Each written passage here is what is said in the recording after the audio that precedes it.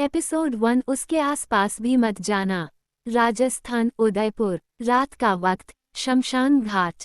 शमशान घाट में इस समय 2 चिताएं सजाई जा रही थी। दोनों चिताएं को सफेद लिबाज से लपेटा गया था, जिससे उनका शरीर पूरी तरह ढका हुआ था। उन दोनों बेजान पर चूंकि शरीर का चेहरा नहीं दिख रहा था। उस शमशान घाट के आसपास कई सारे काले कपड़ों में बॉडीगार्ड्स खड़े थे। पूरी काली शाह अंधेरे से ढकी उस शमशान घाट की शांति को चीरते हुए एक गार्ड ने दूसरे गार्ड से कहा, बड़े मालिक और मालकिन आने वाले हैं और सुना है कि इनको आग वो देंगे। दूसरे गार्ड ने उसकी बात पर कहा, अच्छा तो क्या उन्हें ये सब बता दिया गया है और क्या वो यहाँ अभी चुके हैं? पहला गार्ड कुछ कह पाता कि उससे पहले ही वहाँ 3-4 काली कार आकर रुकती है और पीछे से कई सारे गार्ड्स तुरंत अलर्ट होकर वहां खड़े हो जाते हैं। उन कार वाली कार से पहले एक 65-70 साल का बूढ़ा आदमी निकलता है, जिसने किसी शाही घराने जैसे कपड़े पहन रखे थे। उन्हीं के साथ एक औरत जो उनकी पत्नी मालूम होती थी, वो निकलती हैं। हालांकि उनकी पत्नी इस समय रो रही थी। वो बूढ़ा आदमी अपनी पत्नी को सहारा देते हुए दोनों चिता के पास ले जाता है और दूसरी वाली कार से एक 45 साल का आदमी निकलता है और उसके साथ उसकी पत्नी भी। उन दोनों के चेहरे पर उदासी थी। वो दोनों भी उस बूढ़े आदमी और औरत के पीछे उस चिता के पास जाके शांति से खड़े हो जाते हैं। तभी वहां के पंडित जी दाह संस्कार की विधि करा रहे थे। वो उन लोगों से बोले, इन्हें आग देने का समय आ गया है। जो इन्हें आग देगा वो आगे आए। ये कहकर पंडित मसाल में आग लगाने लगते हैं।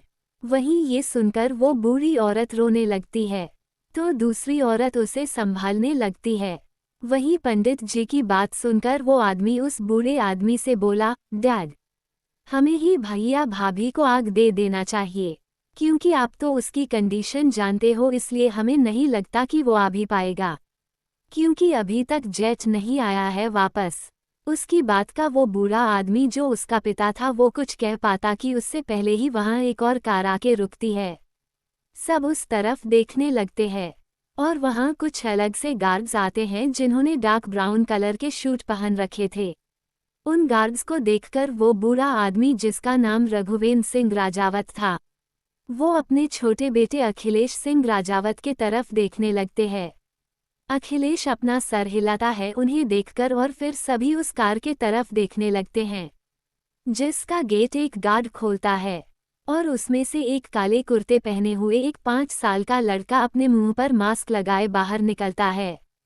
मास्क भी उसका काला था, जिसमें बस उसकी लाल आंखें दिख रही थी, जो अभी से किसी पत्थर के जैसे थी। उस लड़के को देखकर रघुवेंद्र अखिलेश से बोले, अब वो खुद अपने माता पिता को आग देगा। उद्धरण चिन्ह। ये कहते हुए वो उसके पास जाने लगे और उसके पास जाके उससे थोड़ी दूरी पर खड़े होकर उससे बोले, हमें लगा नहीं था कि आप आएंगे। वो लड़का अपनी पत्थर जैसी आंखों से उन्हें बस देखता रहा। उसने कुछ भी नहीं कहा।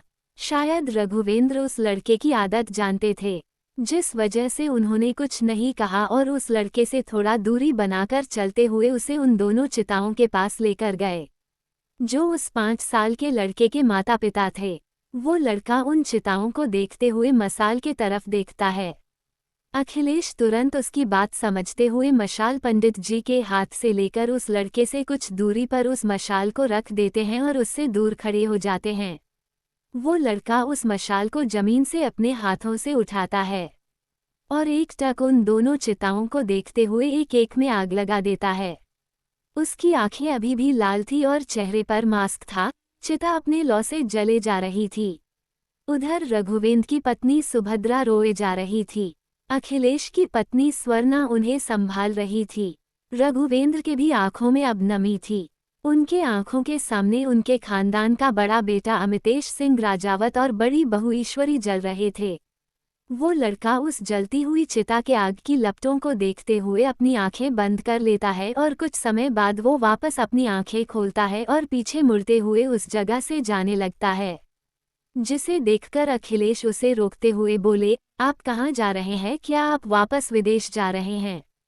वो लड़का उनकी बात पर धीरे से रुकता है और बिना उनके तरफ पलटे कोल्ड आवाज में बोला, अब यहाँ रहने का समय आ गया है। और फिर सीधे वहां से अपनी कार में बैठकर निकल जाता है। उसकी बात सुनकर सभी एक दूसरे की तरफ देखते हैं। और फिर सुभद्रा रघुवेंद्र से बोली, हमारा पोता अब यहीं रहने वाला है, इसलिए हमें उसके लिए सब वहाँ के जैसे व्यवस्था करवानी होगी। आप सबको उसकी हालत पता है, इसलिए आप सब कोशिश यही करना कि कोई गलती ना हो। उनकी बात सुनकर सभी हाँ में सर हिलाते हैं। और वहीं अखिलेश कुछ सोचते हुए रघुवेंद्र की तरफ देखते हैं। उसके बाद वो सब वहां से उस चिता के राख को लेकर राजावत पैलेस के लिए निकल जाते हैं। राजावत पैलेस के बड़े से गेट के आगे सारी कार आके रुकती है और उनमें से रघुवेंद्र अपनी पत्नी सुभद्रा के साथ बाहर आते हैं और अंदर चले जाते हैं। वहीं फिर अखिलेश अपनी पत्नी स्वर्णा के साथ आते हैं और अंदर चले जाते हैं। पैलेस काफी रॉयल था, जहां आसपास कई सारे नौकर लगे थे। रात के समय में भी कई सारे नौकर अपने कामों को पूरा कर रहे थे। सभी पैलेस के अंदर आते हैं और वहां के हॉल में लगे इटालियन सोफे पर सभी कुछ देर तक शांत बैठे रहते हैं। तभी कुछ नौकर उन सभी को पानी सर्व करते हैं। सभी का मुंह उतरा हुआ था। तभी एक 3 साल का लड़का और लगभग 2.5 साल की लड़की रोते हुए हॉल में आए। उन दोनों को रोते देख स्वर्णा तुरंत उनके पास गई और 2.5 साल की लड़की को अपने गोद में उठाकर 3 साल के लड़के को अपने साथ लेकर आते हुए बोली, मिष्टी, धनुष, क्या हुआ आप दोनों को? आप दोनों इतनी रात में कैसे जग गए? ये कहते हुए वो दोनों को सोफे पर अच्छे से बिठा देती हैं। धनुष उठकर सुभद्रा के सीने से लगकर बोला, सपने में मैंने मॉम डैड को देखा दादी, पर वो मुझसे दूर जा रहे थे। उसकी बात सुनकर सुभद्रा की आंखें नम हो जाती है और वो धनुष को शांत कराते हुए बोली, आपके मॉम डैड अब भगवान के पास चले गए और उन दोनों ने कहा है कि जब आप बड़े हो जाओगे तब वो वापस आएंगे, इसलिए अब आप अपनी दादी दादू और चाची चाचू के साथ रहोगे। उनकी बात सुनकर धनुष, जो अमितेश और ईश्वरी का छोटा बेटा था, वो मान जाता है और शांत हो जाता है। वहीं मिष्टी, जो अखिलेश और स्वर्णा की छोटी बेटी थी, वो भी अब चुप हो जाती है। स्वर्णा फिर दोनों को वापस लेकर जाने लगती है तो धनुष रुककर स्वर्णा से पूछता है, वो आने वाले थे ना? क्या वो आए? नहीं, मैंने आज तक उन्हें नहीं देखा। स्वर्णा उसकी बात पर बोली, आपके भाई कल ही घर आ रहे हैं और अब से वो यहीं रहेंगे, पर आप उनके पास नहीं जा सकते। आप उनसे दूर से ही मिल सकते हो, जैसे कि हम लोग मिलते हैं। उद्धरण चिन्ह। उनकी बात सुनकर धनुष कुछ देर तक सोचता है और फिर खुश होकर हाँ में सर हिलाकर बोला, ठीक है, दूर से ही सही, मैं अपने भाई से पहली बार मिल तो लूंगा। ये कहकर वो मिष्टी का हाथ पकड़कर उसे वहां से लेकर चला जाता है।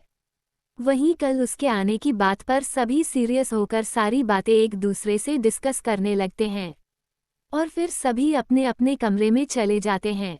अगली सुबह राजावत पैलेस का खुलता है और उसमें से एक एक कार अंदर आती है और फिर आखिर में एक ब्लैक मर्सिडीज बेंज अंदर आती है। आसपास के गार्ड्स निकलकर दूरी पर खड़े हो जाते हैं और एक गार्ड धीरे से आके उस बेंज का गेट खोलता है और उसमें से वही लड़का अपने मुंह पर मास्क लगाए कार से बाहर निकलता है। उसकी आंखें अभी भी ठंडी नजर आ रही थी। उसकी आंखों का कलर ब्राउन था। वो कार से निकलकर अपनी जगह खड़ा रहता है। तभी रघुवेंद्र जी बाहर आते हुए कुछ दूर उससे खड़े होकर मुस्कुराकर उससे बोले, स्वागत है आपका आपके इस पैलेस में, अंदर आइए, हमने आपके लिए सारी तैयारियां कर रखी है। वो लड़का उन्हें देखते हुए सीधे अंदर अपने एक सफ़ेद कपड़े पहने गार्ड के साथ जाता है। शायद वो गार्ड ही उस लड़के के कामों को करता था, पर वो भी दूर से। रघुवेंद्र उसके पीछे अंदर जाते हैं। अंदर सुभद्रा और स्वर्णा दोनों उसी का इंतजार करते हुए खड़ी थी। वो लड़का अंदर आता है तो सुभद्रा दूर सी उससे बोली, बेटा, हमने आपके लिए सबसे अलग ऊपर पूरा फ्लो खाली करवाया है और आपकी जरूरत की सारी चीजें वहाँ है, आप जाके आराम करिए। उनकी बात पर वो लड़का कुछ नहीं कहता और अपने गार्ड को इशारा करता है। गार्ड तुरंत ऊपर उस फ्लो पर जाता है और कुछ देर बाद वो वापस आते हुए उस लड़के से बोला, बॉस, सब परफेक्ट है, ऊपर आप सर्वाइव कर सकते हैं वहाँ। उसकी बात सुनकर वो लड़का वहां से ऊपर चला जाता है। उसके जाते ही धनुष और मिष्टी वहां आते हैं और धनुष उन्हें देखते हुए बोला, क्या भाई आ गए, मैं उनसे मिल सकता हूँ। उसकी बात पर अखिलेश बोले, नहीं अभी डॉक्टर उससे मिलेंगे और वो उसके बाद आराम करेंगे। और हाँ, जब वो खुद नीचे आए तभी आप उनसे मिलना। उनके कमरे में बिल्कुल मत जाना, उन्हें अच्छा नहीं लगेगा और वो नाराज हो जाएंगे आपसे। धनुष उनकी बात सुनकर मुंह बनाते हुए हाँ में सर हिला देता है। और फिर डॉक्टर आते हैं जो सीधे ऊपर उस लड़के के रूम में चले जाते हैं। वहीं सुभद्रा ये सब देखकर बोली, पता नहीं वो कब ठीक होंगे, हमें तो कहीं से कोई उम्मीद ही नहीं दिख रही, बल्कि ऐसा लग रहा है जैसा वो उनके ऊपर और हावी हो रहा है। हाँ मॉम, और ये आगे चलकर बहुत खतरनाक हो सकता है, हमें कुछ ना कुछ तो सोचना पड़ेगा इसके बारे में, अखिलेश हामी भरते हुए बोले। सभी किसी सोच में डूब गए। तभी उन्हें बाहर कुछ शोर शराबा सुनाई दिया, जिसे सुनकर सभी बाहर के तरफ बढ़ गए। तो उन सबकी नज़र पैलेस के गेट के पास खड़ी एक औरत पर गई जिसकी उम्र करीब 35 साल की थी और उसने अपने दुपट्टे से खुद के बड़े से फूले हुए पेट को ढक रखा था और अपना चेहरा भी छिपाया था। वो वहां के खड़े गार्ड्स से किसी चीज के लिए विनती कर रही थी और वो औरत बोली, देखिए हमें आप कोई भी काम दे दीजिए, हम करने को तैयार हैं, पर हमें काम दे दीजिए, बहुत नाम सुना है इस खानदान का इसलिए आपके पास आए हैं, पर तुम पेट से हो और इस हालत में हम किसी से कोई काम नहीं करवाते, इसलिए तुम जाओ यहाँ से और अपनी देखभाल करो, एक गार्ड उसे मना करते हुए बोला। वो औरत रेंगते हुए रोकर बोली, नहीं हमें कहीं और नहीं जाना, हमें यही कोई भी काम दे दीजिए, बस हमें यहीं रहने दीजिए, हम कोई सा भी काम करने को तैयार हैं। उसकी बात पर गार्ड्स कुछ कहता कि उससे पहले ही रघुवेंद्र उस औरत से बोले, कहाँ से आई हो तुम, हमने आज से पहले तुम्हें यहाँ तो नहीं देखा, और इस बच्चे का पिता कहाँ है जो इस हालत में तुमसे काम करवा रहा है। उनकी बात सुनकर वो औरत तुरंत अंदर जाके उनसे हाथ जोड़कर बोली, हम मुंबई से आए हैं और हमारा मायका यहीं है, बस पति हमारे चल बसे, इसलिए अब हमें यहाँ काम की तलाश है, हमें काम दे दीजिए, हम काम करके खुद का गुजारा करना चाहते हैं। सुभद्रा उसकी हालत पर तरस खाते हुए बोली, दे दीजिए ना बेचारी को कोई छोटा मोटा काम, वैसे भी इसका महीना नजदीक है, ये कभी भी माँ बन सकती है, हमें ही ऐसे लोगों की मदद करके पुण्य मिलेगा। उनकी बात पर रघुवेंद्र कुछ देर तक सोचते हुए बोले, ठीक है, तुम हमारे पोते का ध्यान रखोगी, यही तुम्हारा काम है, पर याद रहे हर काम उससे दूर रहकर ही तुम्हें करना होगा, उसके आसपास ज्यादा देर तक तुम्हें नहीं रहना है, वरना वो तुम्हें नुकसान पहुंचा सकता है। वो औरत ये बात सुनकर कुछ पल सोचते हुए तुरंत हाँ में सर हिला देती है और फिर उसे पैलेस के अंदर ले आया जाता है और उसे ऊपर जहां वो लड़का गया था उस तरफ ही जाने का इशारा करते हैं। वो औरत हाँ में सर हिलाकर ऊपर जाने लगती है। Episode 2 I want touch her. Sneha उसकी हम सुनकर अंदर आती है और वो नीचे एक पत्थर से टकराकर सीधे पेट के बल नीचे गिरती है। स्नेहा दर्द से अपने पेट को सहलाते हुए बोली, आह ये क्या हो रहा है। राजावत पैलेस, ऊपर बस एक ही रूम था, ये कहते हुए वो जाने लगती है। स्नेहा यही सब सोचते हुए नीचे आई। स्नेहा मुस्कुराते हुए हाँ में सर हिलाकर उनके साथ चली जाती हैं और फिर तुरंत उसे ढकते हुए जल्दी से बोली, आप आराम करिए, हम चलते हैं, कोई भी काम हो हमें बुला लीजिएगा, हम यहीं हैं। उसकी चीख उस सुनसान सड़क में गूंज जाती है और उसके बेड के साइड टेबल पर जाके पानी रखने लगती है।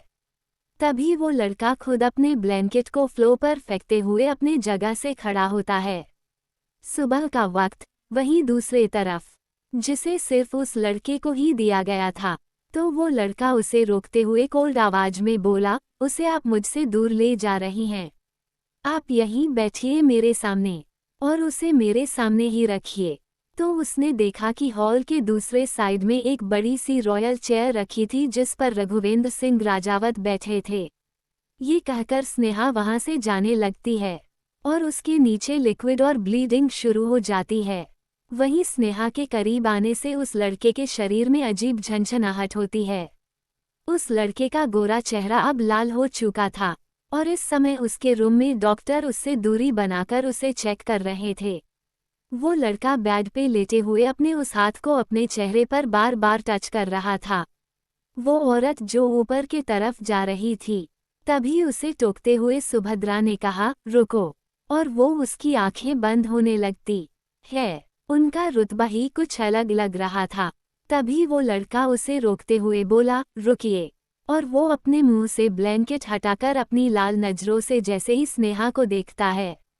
स्नेहा उसकी बात सुनकर अब सोच चुकी थी कि उसका यहाँ रहना अब खतरा हो सकता है। थर्मामीटर को डॉक्टर दूर से उसके मुंह में रखते हुए बोले, आपको अभी बुखार ज्यादा है। आपको अपनी ऐसी हालत में इतना ट्रैवल नहीं करना चाहिए था। वो स्नेहा के पेट को देखते हुए उसकी तरफ बढ़ते हुए बोला, मुझे उसे छूना है। मैं उसे छूना चाहता हूँ। स्नेहा रुक जाती है। वो औरत रुक जाती है। उसकी आंखें आधी लाल तो आधी भूरी थी। पर तभी कोई 3-4 आदमी आते हैं और उसे कार में बिठाकर सीधे वहां से निकल जाते हैं।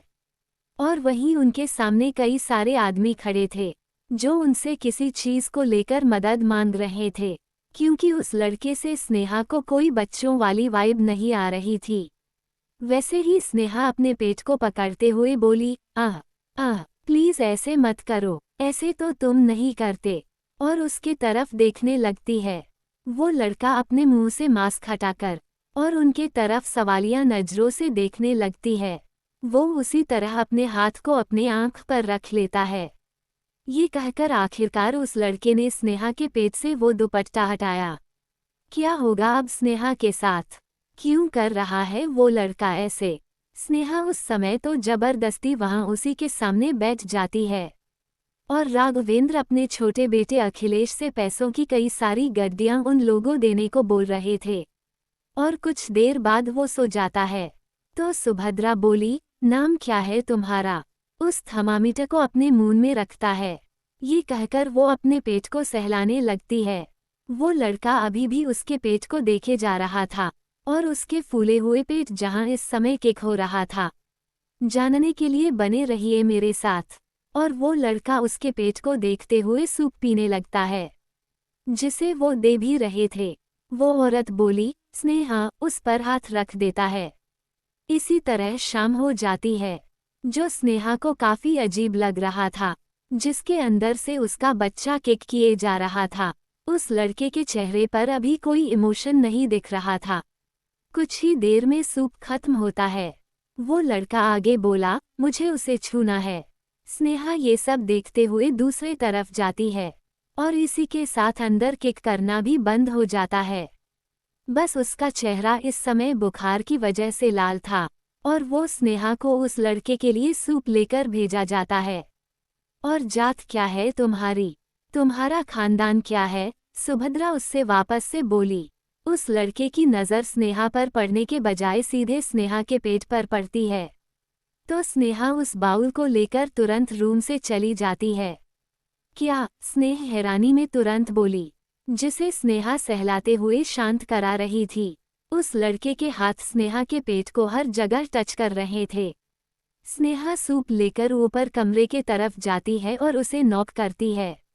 वो लड़का था तो अभी 5 साल का, पर उसकी उम्र अभी से ही मैच्योर लग रही थी। उसने सिंह राजावत खानदान के बारे में शायद सुन रखा था कि वो लोग पूरी दुनिया में अलग ही मुकाम पर थे। वो जितना कमाते थे, उससे ज्यादा चैरिटी में दे देते थे। स्नेहा ये सुनकर थोड़ा घबराते हुए बोली, वो हमारा नाम स्नेहा आनंद है। हालांकि स्नेहा का 9वां महीना चल रहा था, जिस वजह से वो काफी थकी हुई थी। स्नेहा को कुछ समझ नहीं आ रहा था। अंदर से फिर वही हम्म की आवाज आती है। स्नेहा ने अभी तक उस लड़के पर ध्यान नहीं दिया था, जिसकी नजरें एकटक स्नेहा के फूले हुए पेट पर थी, क्योंकि जहां तक उसे नीचे बताया गया था कि ऊपर जो लड़का है उसके आसपास कोई नहीं जाता, क्योंकि शायद उसमें कुछ प्रॉब्लम थी। तभी डॉक्टर ने उसे मेडिसिन दी। उसकी बात सुनकर अखिलेश सुभद्रा को रोकते हुए बोले, मॉम आप क्या ये जात खानदान लेकर बैठ गईं? इसे हमने बस उनके ऊपरी काम के लिए रखा है, आपको इतना परेशान होने की जरूरत नहीं। स्नेहा उधर जाके किचन में जाने लगती है, पर वो आराम करने के बजाय रात होने का इंतजार करने लगती है। और स्नेहा अंदर जाते हुए उस लड़के से दूर होकर खड़ी होते हुए बोली, ये आपके लिए सूप है जिसे आपको पीना है। और वहीं वो लड़का उसे छूते हुए बोला, आप अब से यहीं रहेंगी, आपको कहीं जाने की इजाजत नहीं है, और आप यहाँ से भागने की भी कोशिश मत करना। स्नेहा आगे बोली, अब बस भी करो, क्या हो गया है आज, तुम्हें ऐसे क्यों कर रहे हो। पर अभी उस लड़के की ये बात सुनकर स्नेहा को अब और अजीब लगने लगा, और वो लड़का अपनी आंखें बंद कर बेड पर लेट जाता है और डॉक्टर को जाने का इशारा करता है। जब रात आखिर में हो जाती है, जिसे देखते हुए सुभद्रा उसे रोकते हुए बोली, तुम अंदर नहीं जाओगी, जो काम हो तुम नौकर से कह दो, बाकी तुम्हें अंदर जाने की जरूरत नहीं। ये कहते हुए वो वापस से लाल से नॉर्मल होने लगता है। वो आगे उसके पेट को देखते हुए बोला, मैंने कहा मुझे उसे छूना है। उसकी बात सुनकर सुभद्रा अपने आप को रोक लेती है कुछ और सवाल पूछने से। वो लड़का स्नेहा के पेट को देखते हुए बोला, आंटी आपको मुझसे दूर रहने की कोई जरूरत नहीं है, आपको मैं हर्ट नहीं करूंगा, मुझे बस आप उससे दूर मत करिए वरना मैं आपको मार भी सकता हूँ। और पैलेस के सारे लोग सो जाते हैं। डॉक्टर इज्जत के साथ वहां से बाहर चला जाता है। कहते हुए स्नेहा पानी टेबल पर रखकर जैसे ही उस लड़के के तरफ देखती है, स्नेहा ये सुनकर रुक जाती है। स्नेहा अपने आप को संभालते हुए बोली, पर क्यों, आप ऐसा क्यों चाहते हैं। स्नेहा को डर लगने लगा उसकी बातें सुनकर और वो जल्दी से हाँ में सर हिलाकर बोली, जी, हम कहीं नहीं जाएंगे, आपको जो काम हो आप मुझसे कह सकते हैं, अब हम चलते हैं। वो हड़बड़ा जाती हैं, तो रास्ते में ही उसे स्नेहा गर्म पानी लेकर आते हुए उसी तरफ दिखती है। तब स्नेहा तुरंत वहां से निकलने का सोचते हुए धीरे धीरे पैलेस से बाहर जाने लगती है। और फिर अखिलेश एक नौकर से स्नेहा को गर्म पानी ऊपर ले जाने को कहते हैं और बोली, हम तो बस कुछ मदद करने जा रहे थे। ये कहते हुए उसकी आंखें एकदम लाल हो जाती है। स्नेहा अपने पेट को ढकते हुए गर्म पानी लेती है और अपना सर नीचे करते हुए बोली, हमें मार कर दीजिए, वो हमारे पेट में जो बच्चा या बच्ची है वो ऐसे अचानक से किक करने लगा। वैसे करता तो नहीं था, पर उसकी बात को वापस से इग्नोर करके वो लड़का वापस से लाल होते हुए बोला, मैंने कहा मुझे उसे छूना है। जिसे देखकर डॉक्टर उससे बोले, वो अभी आराम कर रहे हैं, आप ये पानी उनके टेबल पर रख दीजिएगा। वो पैलेस से आराम से निकल जाती है। ये कहकर स्नेहा जल्दी से वहां चली जाती है। स्नेहा ये सुनकर एकदम शॉक्ड होकर उसे देखती रह जाती है। तुम्हें जिस काम के लिए रखा है तुम वही करो, ज्यादा अपने मन की करने की जरूरत नहीं, सुभद्रा ने कठोर आवाज में कहा। एपिसोड 3, उसे छूने की कोशिश भी मत करना। अर्थ की आंखें तुरंत लाल हो जाती है। अर्थ ने आही को अभी तक अपने सीने से लगाकर रखा था जैसे कि इससे उसे बहुत राहत मिल रही हो, और अपनी आंखें धीरे धीरे खोलते हुए सबसे पहले उस लड़के का चेहरा देखती है। Life light hospital. काफी स्ट्रगल के बाद आखिर में स्नेहा की चीखें बंद हो जाती है। सफेद कपड़े को देखकर ही उस लड़के की आंखों में उस रात चिता में लपटे सफेद लिबाज याद आने लगता है, और वो अपने मास्क को पहनकर नेकटाही को अपने कोट से ढकता है। आही भी अभी चुप थी। वो लड़का अपने गार्ड्स के तरफ देखता है। उस लड़की की आंखों का कलर भी ब्राउन था। इस समय हॉस्पिटल के वार्ड के अंदर से स्नेहा के तेज तेज चीखने की आवाज आ रही थी। तभी डॉक्टर बोली, इन्हें अपने माँ के दूध की जरूरत है, आप सब बाहर जाए, हम इन्हें फीड करवाते हैं। जिस वजह से उसका चेहरा लाल होने लगा, यहाँ तक कि उसने उसका चेहरा भी ढक दिया था। गार्ड्स हाँ में सर हिलाते हुए वहां से चला जाता है। अर्थ उनकी बात सुनकर वापस से लाल होने लगता है। वो लड़का और लड़की दोनों अब एक दूसरे को एकटक देख रहे थे। वार्ड के बाहर कई सारे गार्ड्स खड़े थे।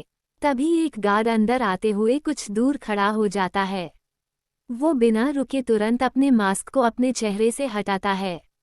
अर्थ सिर्फ आही के तरफ देखते हुए बोला, जो करना हो मेरे सामने करो, क्योंकि अब मैं इसे एक पल के लिए नहीं छोड़ूंगा। अंदर से किसी बच्चे के रोने की आवाज नहीं आ रही थी, और वो उनसे कोल्ड आवाज में बोला, आप अब यहाँ से कहीं नहीं जा सकती आंटी। और मेरी लिटिल फेरी को लेकर तो बिल्कुल भी नहीं। इसलिए आप यहाँ अच्छे से रहिए, आप सेफ रहेंगी। तभी उस लड़के ने उस लड़की के माथे पर किस करते हुए कहा, अब से तुम मेरी हो और तुम्हारा नाम आही होगा।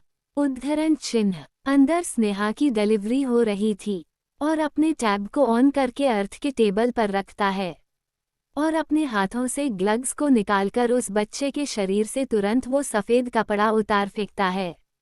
वो लड़का अभी भी शांत खड़ा था।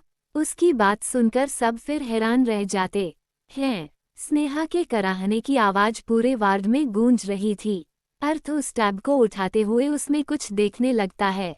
वो छोटी सी लड़की उसकी बात पर अपने आप ही पलकों को झपका देती है। तभी दरवाजा खुलता है। डॉक्टर को कुछ समझ नहीं आ रहा था।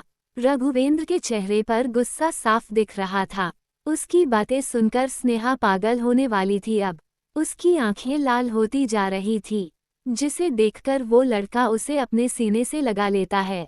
वहीं तभी कुछ गार्ड्स के बीच चलते हुए वही लड़का हॉस्पिटल के अंदर आता है। नर्सेज उसमें निकलती है। उसे अपने बच्ची को देखना था। अभी वो गुस्से से वहां से बाहर निकल आते हैं। तभी वो लड़का उस सफ़ेद कपड़े को निकालते हुए कोल्ड आवाज में बोला, ये जिंदा है, इससे ये दूर रखो। ये रंग मैं इसकी जिंदगी में कभी आने नहीं दूंगा। वो टैब को बंद करके एक नज़र आही को देखता है और वहीं दरवाजे के गेट पर खड़े रघुवेंद्र, सुभद्रा, अखिलेश और स्वर्णा सब दंग थे। उनके पीछे सभी बाहर आते हैं, जो कि अर्थ उसे खुद से दूर नहीं कर रहा था। और गार्ड्स उनसे बोले, उन्हें क्या हुआ क्या? उस लड़के के चेहरे पर मास्क था और गार्ड्स उससे दूरी बनाकर चल रहे थे। कहकर वो लड़का उस बच्चे के शरीर से वो सफ़ेद कपड़ा निकाल देता है और फिर स्नेहा से कोल्ड आवाज में बोला, मेरी लिटिल फेरी का ध्यान रखना, मैं थोड़ी देर में आता हूँ। वहीं स्नेहा को अब होश आ रहा था। उन्हें अपने आँखों पर यकीन नहीं हो रहा था। लड़के की ब्राउन आँखें इस समय हल्की लाल थी।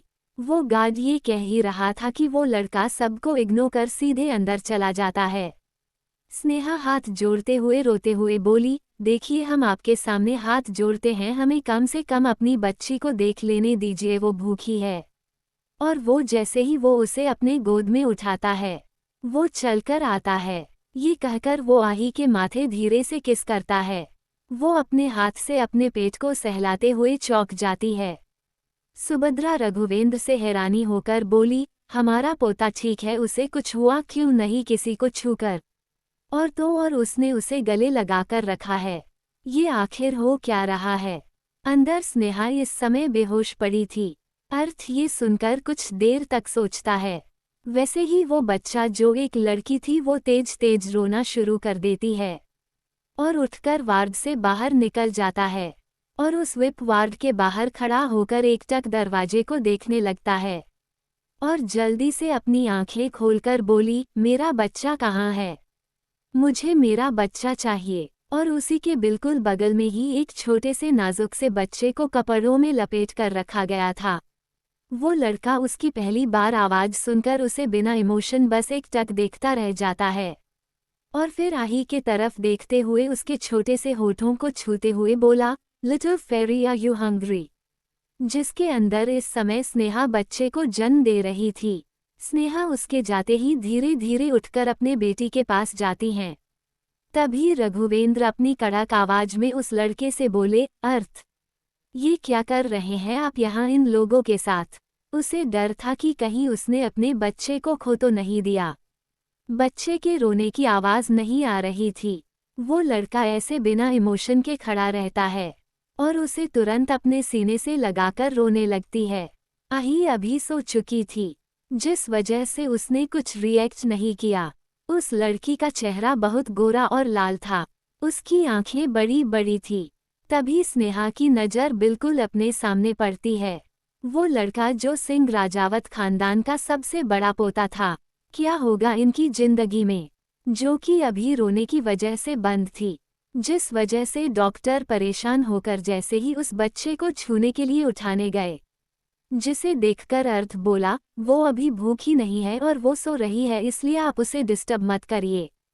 तभी उस लड़के का जो पर्सनल गार्ड था वो उस लड़के से बोला, बॉस, हमें उन्हें बता देना चाहिए कि आप यहाँ हो वरना वो आपके लिए परेशान होंगे। और वो ये देखकर काफी डर जाती है। जिसका नाम था अर्थ सिंह राजावत, वो उनकी आवाज सुनकर बिना इमोशन के उनके तरफ मुड़ते हुए कोल्ड आवाज में बोला, जो मेरी है उसे लेने आया हूँ। उसकी नन्ही उंगलियां इधर उधर हो रही थी और बोली, आप यहाँ और मेरा बच्चा आपके पास कैसे? ये कहकर अर्थ वापस से उसे अपने गोद में अच्छे से लेकर बैठ जाता है। वैसे ही वो लड़का कोल्ड आवाज में उस डॉक्टर से बोला, उसे छूना भी मत। वो अभी बिना कपड़ों के उस लड़के के गोद में थी।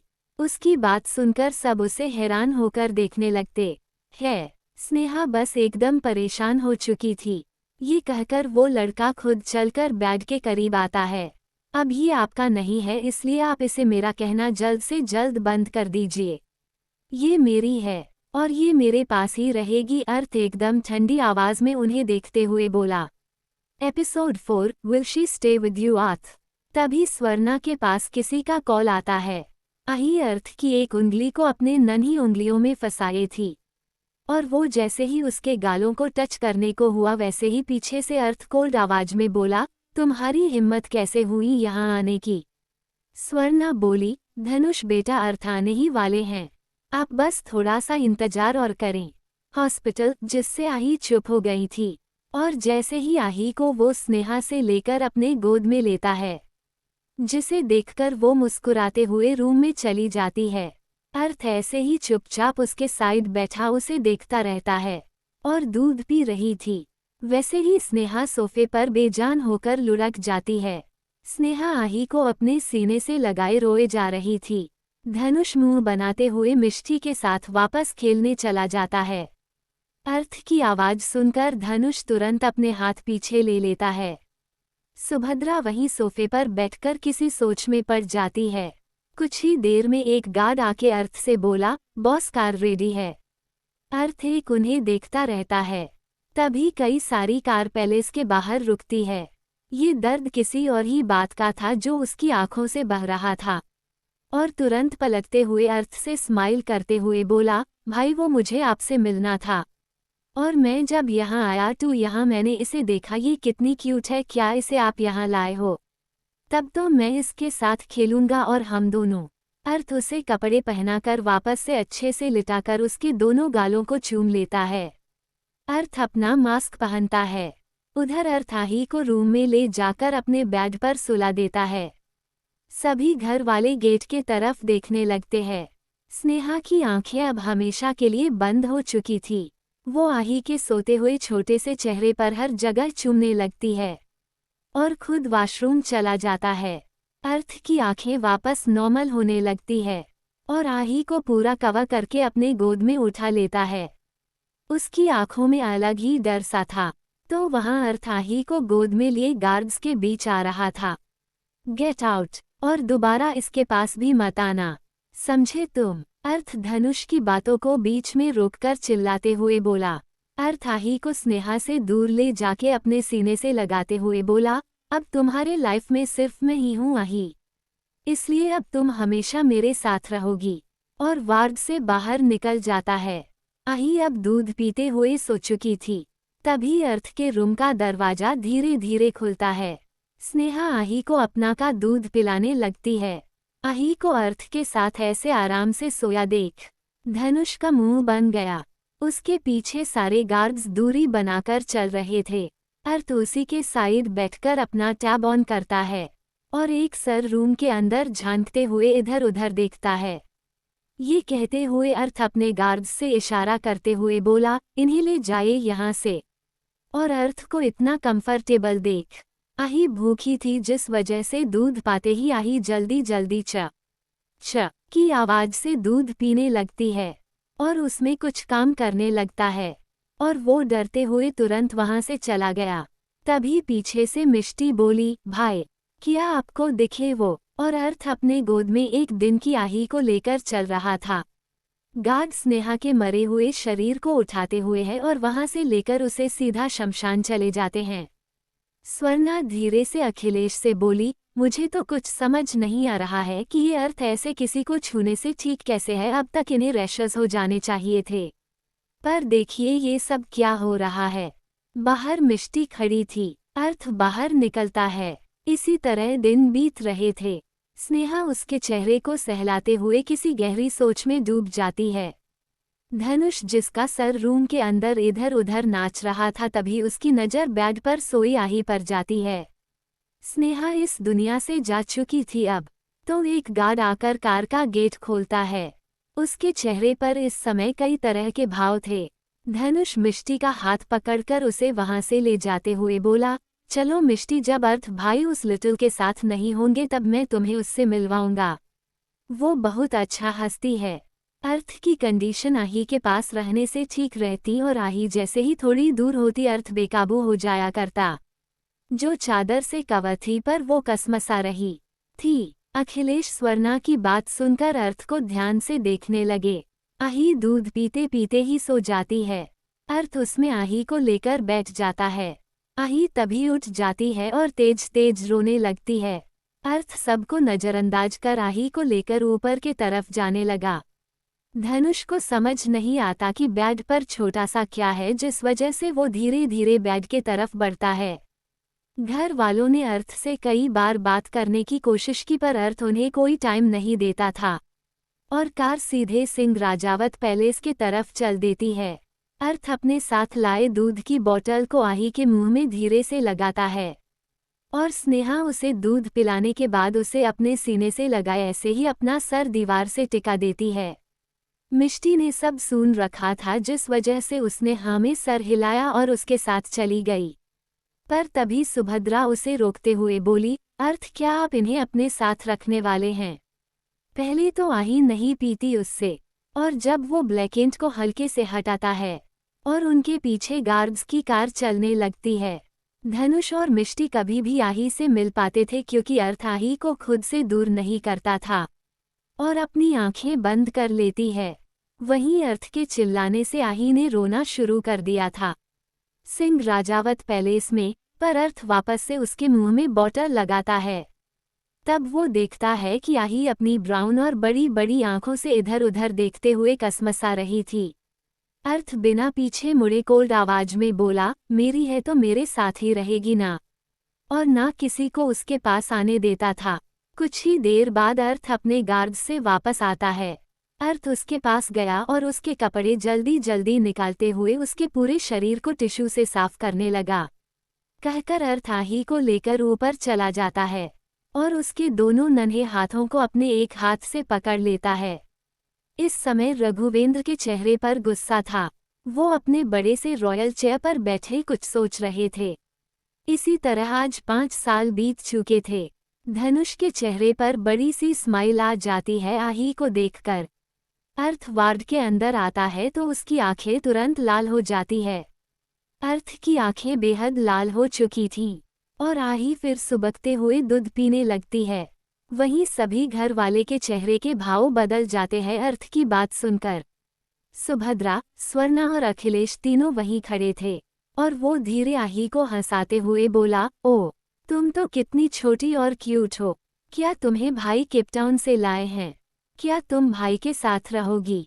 क्या तुमने मेरे भाई को देखा है? अर्थ की आंखें आही को देखते ही वापस से ब्राउन होने लगती है। अर्थ जैसे उसे साफ कर रहा हो, जैसे वो धनुष के देखने भर से गंदी पड़ गई हो। रघुवेंद्र फिर अपनी जगह से खड़े होते हुए अखिलेश से बोले, हमें उस औरत के बारे में सारी जानकारी चाहिए।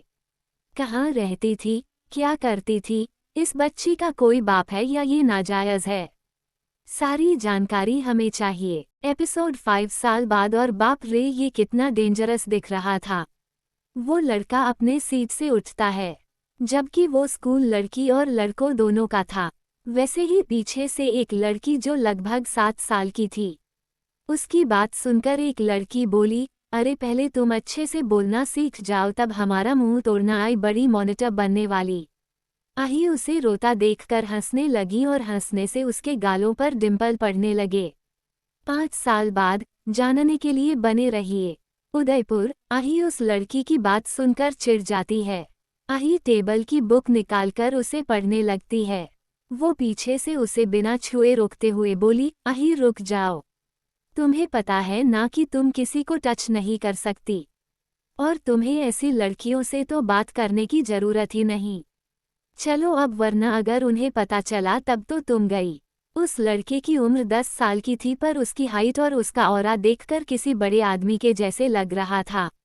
अही हंसते हुए उस लड़की से बोली, मैं ना बहुत स्ट्रॉन्ग हूँ, इसलिए अब से तुम मुझसे लड़ाई नहीं करना, वरना मैं दुबाला तुम्हारा मुंह तोड़ दूंगी।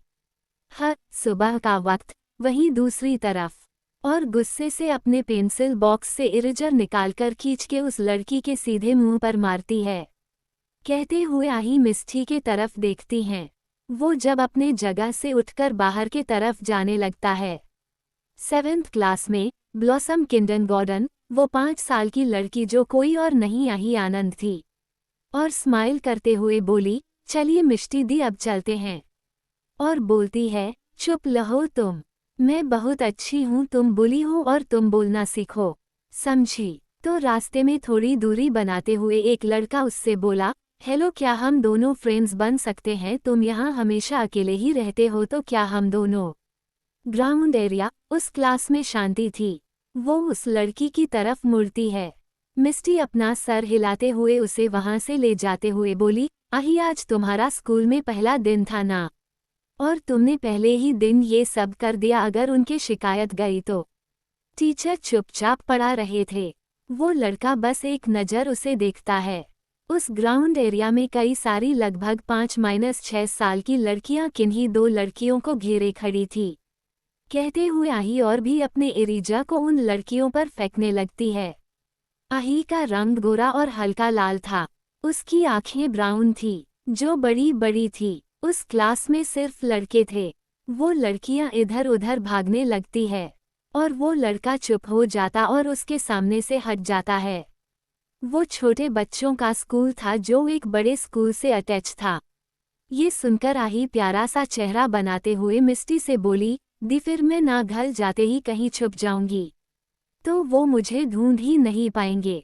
आही अपने सीट पर खड़ी थी, एक भी लड़कियां वहां नहीं थी। और फिर वो लड़का क्लास से बाहर निकल जाता है। बाल अभी से ही कमर तक लंबे थे, जिनका कलर भी ब्राउन था। वहाँ की सभी लड़कियां काफी बड़े घर की मालूम होती थी। वहीं वो लड़का जिसका नाम साहिल था। आही काफी ज्यादा क्यूट थी, पर गुस्सा उसे बहुत जल्दी आता था। और उसी क्लास में पीछे वाली सीट पर एक लड़का मास्क लगाए बैठा था।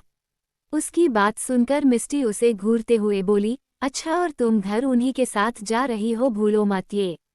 जिस वजह से वो जब ये सब कर रही थी और उसे मजा भी आ रहा था ये करने में, उन्हें परेशान करने में। वहाँ शायद कोई लड़ाई हो रही थी, जो वही 2 लड़कियां कर रही थी जो इस समय घेरे में खड़ी थी। आसपास की सीटें खाली थी। आही ने इस समय स्कूल यूनिफॉर्म पहन रखी थी। वो मुंह बनाते हुए खुद से बोला, बाप रे, ये कितना डेंजरस दिख रहा था, पर मैं तो इससे दोस्ती करके ही रहूंगा। तब आही अपने सीट पर थोड़ा सा डिसबैलेंस हो जाती है, कहकर मिस्टी हंसते हुए उसे उसके क्लास छोड़कर अपने क्लास में चली जाती है, जो कि रेड और ब्लैक था। उस लड़के के पास कोई दूसरा लड़का नहीं बैठा था। सबसे ज्यादा तेज आवाज उनमें से एक 5 साल की छोटी लड़की की थी। कहते हुए साहिल अपने सीट पर बैठ जाता है, जिस वजह से वो सीधे जमीन पर गिर जाती है। वहीं आही का मुंह बन जाता है। वो लड़का जिसकी आंखें भूरी थी, उसके बालों में छोटी छोटी क्लिप्स लगी हुई थी। उन लड़कियों के घेरे में खड़ी 2 लड़की, जो एक लगभग 6 साल की थी और दूसरी जो लगभग 5 साल की थी, और उसकी चीख निकल जाती है। वहीं वो लड़का क्लास से बाहर निकलकर सीधे दूसरे किड्स सेक्शन के तरफ जाने लगता है, और अपने क्लास में जाती है, जो मास्क से ही दिख रही थी।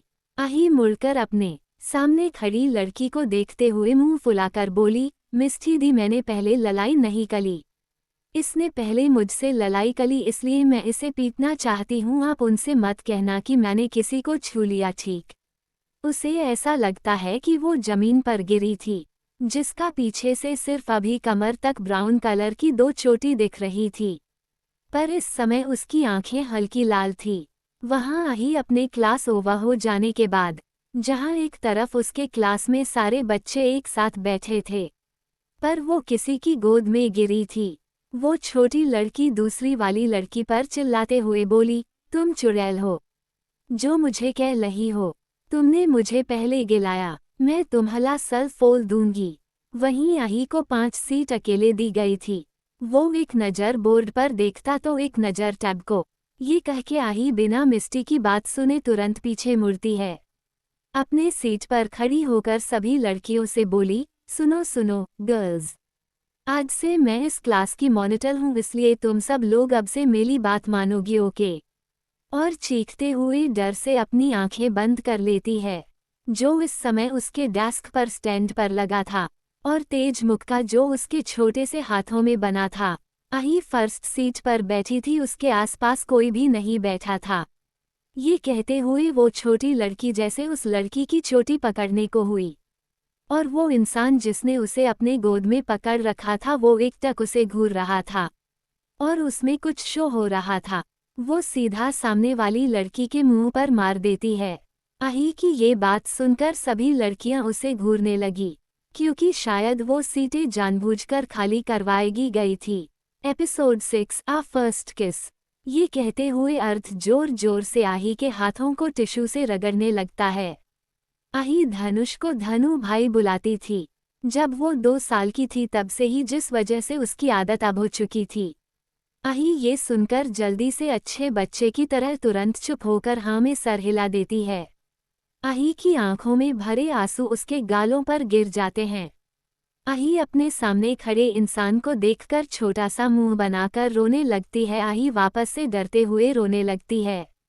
अर्थ उसका बैग लेकर उसे अपने गोद में उठा लेता है, जिसे देखकर वो घबराते हुए बोली, अर्थ आपको फिर से वही हो रहा है क्या? आपने आही के अलावा और किसी को छुआ था?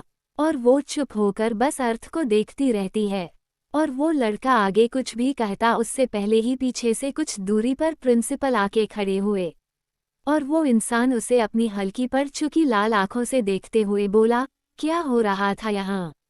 धनुष उससे दूरी बनाते हुए परेशान होकर बोला, तुम्हें पता भी है लिटिल कि तुमने क्या कर दिया आज पहले ही दिन?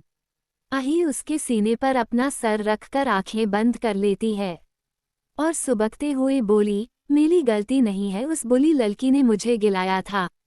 उसके बाद आही के तरफ गुस्से से देखते हुए उससे बोली, या ही तुमने किसी और को छू कर हमारे पोते को छुआ था? तुम्हें पता है ना इसकी हालत? तुम अब बड़ी हो रही हो, बच्ची नहीं रह गई जो ये।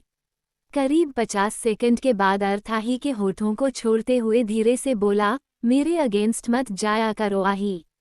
तुम्हें पता है ना कि तुम मेरी हो तो तुम क्यों किसी दूसरे को टच करती हो? और अपने हाथ को अर्थ के मास्क पर चलाने लगती है और इज्जत के साथ उस लड़के से बोले, मिस्टर अर्थ उस लड़की की फैमिली रूम में वेट कर रही आपका। आही बेचारा सा मुंह बनाकर नामे सर हिलाते हुए बोली, नहीं क्यों, क्या कर दिया मैंने?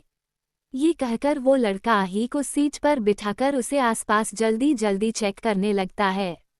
तो तुम्हें किसने कहा था उसे छूने को? मुझसे बता सकती थी खुद, तुम्हें मारपीट करने की क्या जरूरत थी? अर्थ आही पर चिल्लाते हुए बोला। अर्थ उससे कुछ नहीं कहता है। वो लड़का जो अर्थ सिंह राजावत था, आही को कोई चोट नहीं आई थी, वो बिल्कुल ठीक थी।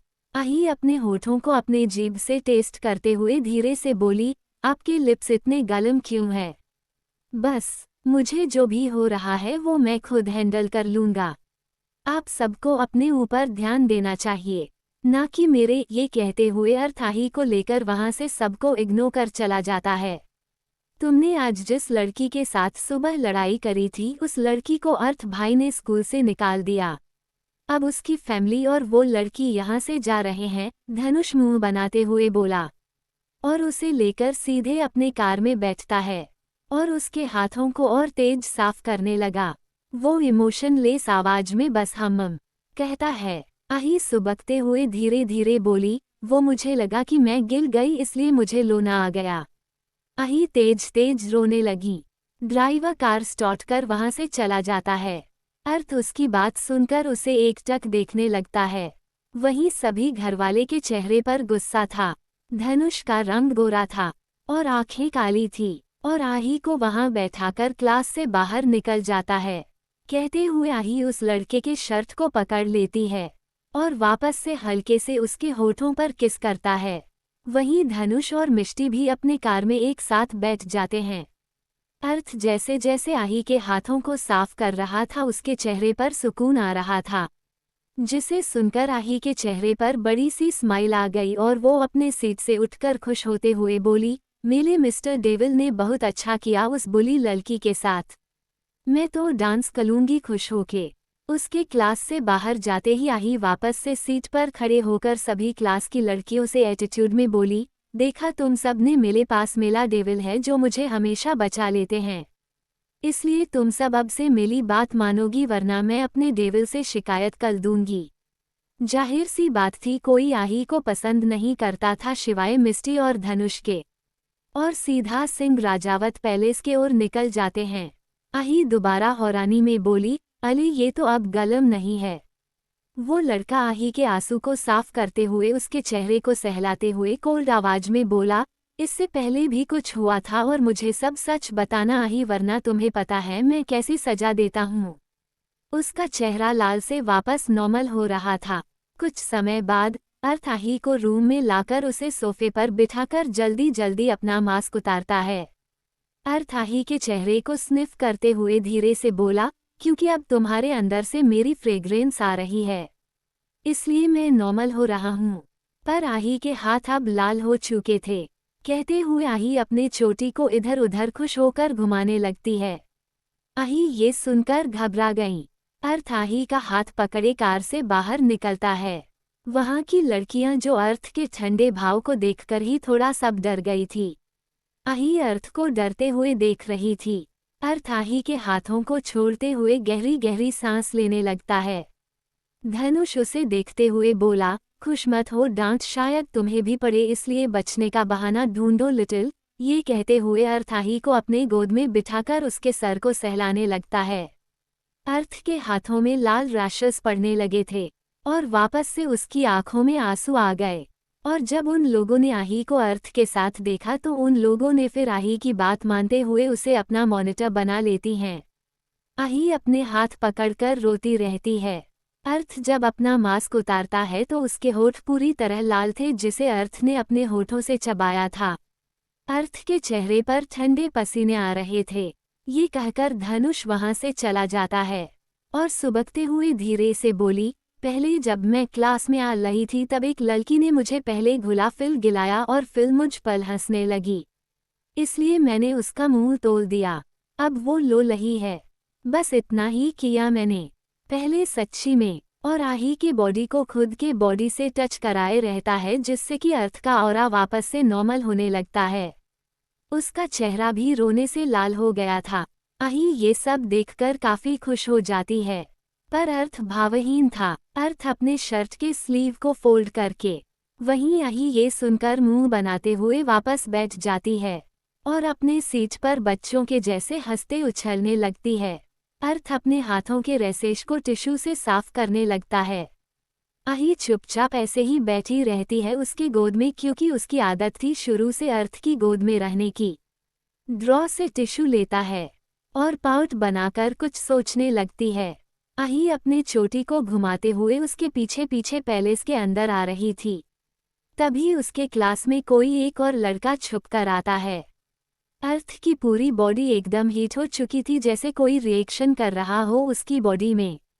वो लड़का ये सब सुनकर अपने हाथों की मुट्ठियां कसते हुए बोला, अब तुम क्लास से बाहर नहीं जाओगी। क्लास ऑफ होने के बाद मैं खुद तुम्हें लेने आऊंगा। जब अंदर पहुंचने लगी और आही के साइड बैठ जाता है। कुछ समय बाद स्कूल खत्म हो जाता है।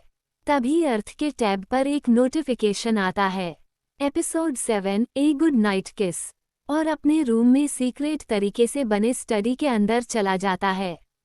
शाम का वक्त, कुछ ही समय में आही खाना खा लेती है। अर्थ उस समय बालकनी में खड़ा किसी से कॉल पर था। उनकी बात सुनकर अखिलेश बोले, माँ आपको ये नहीं पता कि अर्थ बाहर भी उस लड़की के वजह से ही जाते हैं, कि कहीं उसे कोई कुछ कर ना दे या वो लड़की किसी और के पास ना चली जाए। हमने सारी बातें पता लगाई है उन दोनों के बारे में, तब जाके हमें ये सब पता चला। वहीं अर्थ एक साइकोलॉजिकल की नॉवेल लेकर चुपचाप बेड पर टेक करके बैठ जाता है। इधर आही अपने मिनी बेड पर चढ़कर उस पर कूदते हुए मस्ती में अपने कपड़े उतार रही थी। अर्थ का रूम। आही अर्थ को देखते हुए खुश होकर उसके पास गई और अर्थ उसे बेड पर जाके सुलाते हुए बोला, अब सो जाओ, कल स्कूल है तुम्हारा। और उसे पढ़ते हुए कुछ सोचने लगता है। अर्थ अपने टैब में कुछ देखते हुए एक नज़र आही को देखता है। तभी उसके दिमाग में कुछ आया और वो शैतानी तरीके से हंसते हुए खुद से बोली, कल मैं 2-3 लड़कियों का और मुंह तोड़ दूंगी। सबसे पहले तो उस लड़की का जिसने मुझे कहा कि मुझे बोलना नहीं आता है, उसे तो कल बताऊंगी मैं। और उसका हाथ पकड़ते हुए बोली, मुझे अब भूख लग गई, चलिए मुझे खाना दे दीजिए। ये कहकर अर्थ जाने लगा। उसकी बात सुनकर सभी उसे देखने लगते हैं। उसके चेहरे पर अभी कोई ज्यादा भाव नहीं था। आही जो कि उसके गोद में चुपचाप बैठी उसे टुकुर टुकुर देखे जा रही थी। तो अखिलेश गहरी सांस छोड़ते हुए हाँ में सर हिलाता है, पर उसकी उंगलियों अपने आप ही कांप रही थी हल्के हल्के।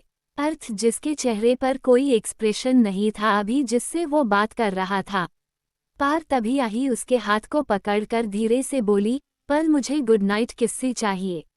उद्धरण चिन्ह। वो अर्थ को खुद के तरफ देखते हुए बोली, क्या हुआ, आप मुझे क्यों भूल रहे हो? कहते हुए आही हंसने लगी, जिसे वो महसूस करते हुए लाल होते जा रहा था। तो रघुवेंद्र कुछ सोचते हुए अजीब तरह से मुस्कुराने लगते हैं। अर्थ उसकी बात सुनकर बिना फीलिंग उसे कुछ पल देखता है और फिर झुककर उसके माथे पर किस करता है। वो आही की आवाज़ सुनकर कॉल वाले इंसान से बोला, नेक्स्ट वीक मैं वहाँ आ रहा हूँ, सारी इन्फॉर्मेशन मुझे उसकी चाहिए। दूसरी तरफ नीचे हॉल में क्या करने वाले हैं रघुवेंद्र, कहाँ जाने वाला है अर्थ? और अपनी टाई और शर्ट निकालकर वहीं बेड पर फेंक दिया। अर्थ उसकी छोटी सी नाक को खींचते हुए बोला, आर यू हंग्री? जानने के लिए बने रहिए। ये कहते हुए वो कॉल कट कर देता है और फिर अपने स्कर्ट को भी निकाल दिया। अहीना में सर हिलाते हुए बोली, नहीं मुझे भूख नहीं लगी।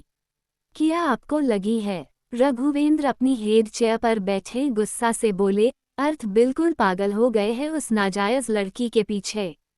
उन्हें हमारी इज्जत, मान, मर्यादा से कोई फर्क नहीं पड़ता, पर हमें कुछ ना कुछ तो सोचना पड़ेगा।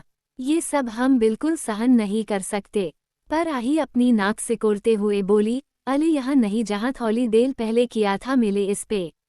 और आही को देखने लगता है।